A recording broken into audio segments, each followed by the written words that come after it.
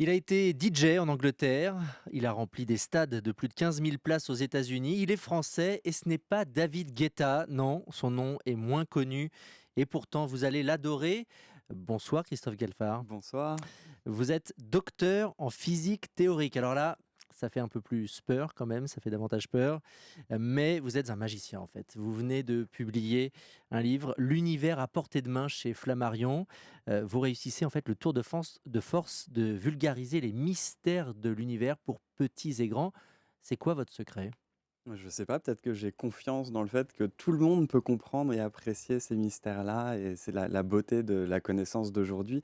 J'aime bien qu'on se rende compte qu'on vit dans une époque qui possède une certaine connaissance. On n'a pas la même vision aujourd'hui de l'univers qu'on avait avant. Eh ben, celle qu'on a aujourd'hui, c'est la nôtre. Ça caractérise qui nous sommes, ça caractérise notre imaginaire, notre imagination, nos rêves aussi parfois et ça j'aime bien et effectivement ça peut remplir des stades, ce genre d'idée. Alors il y a quelque chose que vous n'aimez pas entendre, je le sais, c'est moi j'étais nul en maths, en physique, ça ne m'intéresse pas, donc je ne vais pas lire ce genre d'ouvrage. Pourtant moi c'était mon cas.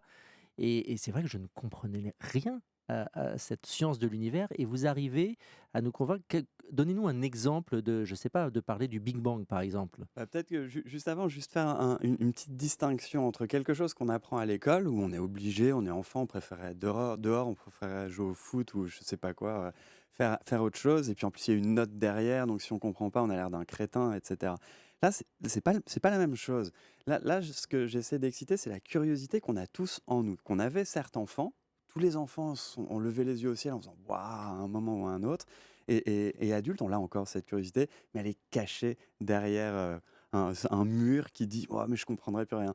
Si ça peut vous rassurer, je vous donne un exemple tout bête avant de passer sur quelque chose de plus précis. Mais dans les conférences scientifiques, les vraies, où il n'y a que des scientifiques qui se parlent entre eux, où il y a des gens qui présentent des travaux, et ben à part celui qui parle, personne ne comprend Ah rien. bon? Ben non, c'est Ah, normal. mais c'est en effet très rassurant.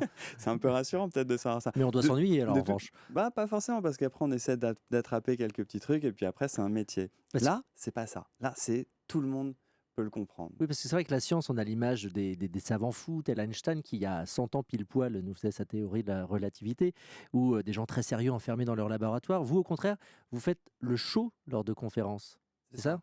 ça. Je pense que cette connaissance-là, déjà, elle est entertaining, hein. C'est super excitant de se balader dans l'univers tout entier, d'aller tout droit, de partir en voyage. Et vous parliez il y a quelques instants du Big Bang. Alors ça paraît aussi extrêmement Hmm. confus, extrêmement bizarre, extrêmement difficile même à intégrer, mais je vous donne juste en deux, trois mots. Vous regardez le ciel, d'accord, le soir, vous voyez plein d'étoiles. Ouais. Bon, avec vos yeux, vous voyez les étoiles qui sont autour de nous. Si vous prenez des télescopes, vous allez voir des étoiles qui sont beaucoup, beaucoup plus loin. Et si vous prenez des télescopes ultra puissants, vous allez voir que plus les étoiles sont loin, plus elles s'éloignent de nous. On le Mhm. voit, c'est pas un Mhm. truc théorique, on le voit. On voit des étoiles, des galaxies qui s'éloignent de nous dans toutes les directions. Bon, et bien là, vous allez voir, c'est extrêmement compliqué. Si tout s'éloigne de Attention, nous maintenant, attention, café, on réfléchit, on s'entraîne, on il est s'apprête. tard, hein, faites attention. Et ben, si tout s'éloigne de nous maintenant, c'est qu'avant, c'était plus près. Ah oui. Vous savez, c'est pas si difficile C'est que vrai que ça, c'est hein. pas si compliqué, mais vous le dites bien d'ailleurs, c'est le début de votre ouvrage, hein, je le rappelle, l'univers à portée de main. Imaginez-vous sur une lointaine île tropicale par une chaude et claire nuit d'été. L'océan qui vous entoure est aussi calme qu'un lac, tout est paisible et on se demande ce qui se passe là-haut. Et justement, qu'est-ce qui se passe là-haut? En fait, c'est à la fois poétique et scientifique, votre livre. Bah, d'une certaine manière, toutes les personnes qui font de la recherche en physique théorique, c'est des gros, ça paraît être des gros mots, tout ça, mais j'aimerais bien les réhabiliter parce que c'est presque des artistes, tous ces gens-là. Toutes les personnes qui font de la physique théorique, quelque part, ils n'ont que leur imagination. C'est pas que des maths, c'est que de l'imagination. La recherche commence là où on ne sait plus.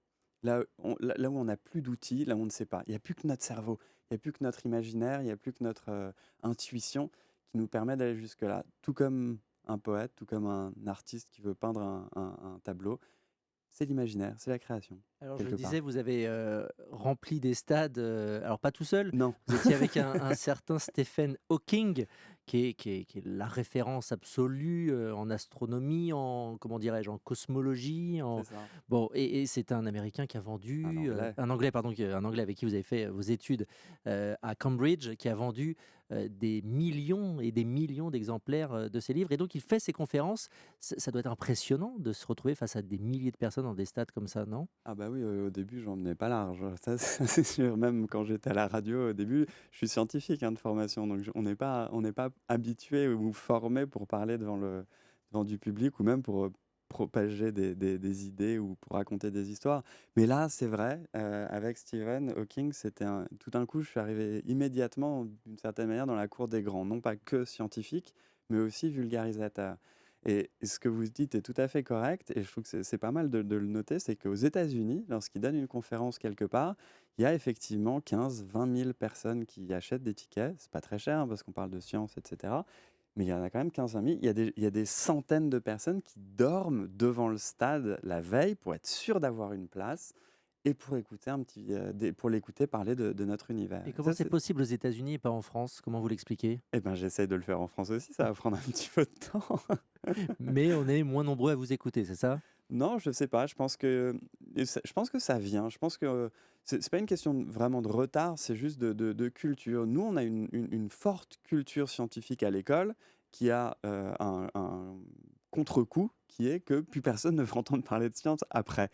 Ce qui est dommage, ça s'arrête pas à l'école et on peut tout à fait garder cette curiosité dont on parlait tout à l'heure et cette excitation par rapport à la connaissance. Alors, est-ce que vous pouvez nous expliquer, par exemple, comment on gère la chute d'astéroïdes sur notre planète hier? Il y avait un astéroïde qui devait frôler la Terre, 400 000 kilomètres, ce qui est rien à l'échelle de l'espace. Ça aurait pu avoir des répercussions importantes. On l'attendait, on aurait pu l'éviter s'il avait atteint la Terre. Comment ça se passe? Bah, c'est marrant, ça, c'est une des choses que je raconte dans le livre aussi. Nous, on est sur Terre depuis, allez, disons 7 millions d'années, nous les humains. Même si on était très poilus il y a 7 millions d'années, Mm. disons que ça fait 7 millions d'années. Les dinosaures, eux, ont vécu sur Terre, ont été les maîtres de la Terre pendant 260 millions d'années, beaucoup plus.